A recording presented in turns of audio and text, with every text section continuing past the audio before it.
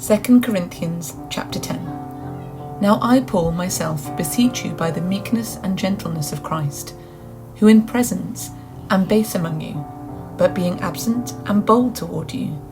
But I beseech you, that I may not be bold when I am present, with that confidence, wherewith I think to be bold against some, which think of us as if we walked according to the flesh.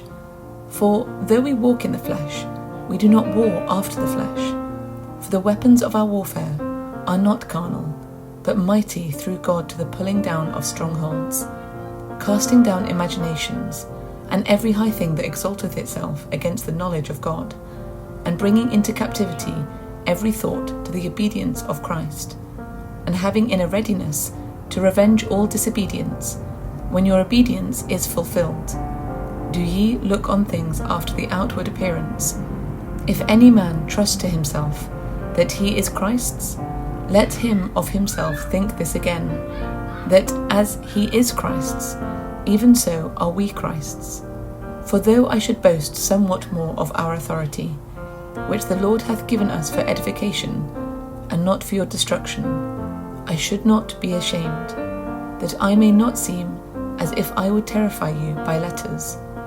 For his letters, say they, are weighty and powerful, but his bodily presence is weak, and his speech contemptible.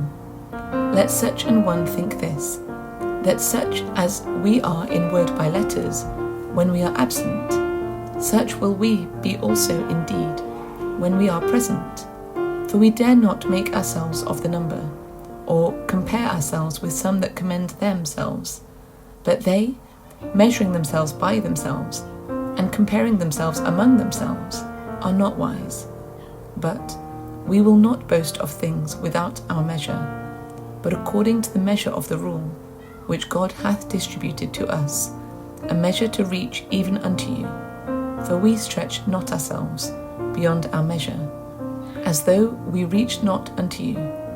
For we are come as far as to you also in preaching the gospel of Christ, not boasting of things without our measure, that is, of other men's labours, but having hope, when your faith is increased, that we shall be enlarged by you according to our rule abundantly, to preach the gospel in the regions beyond you, and not to boast in another man's line of things made ready to our hand.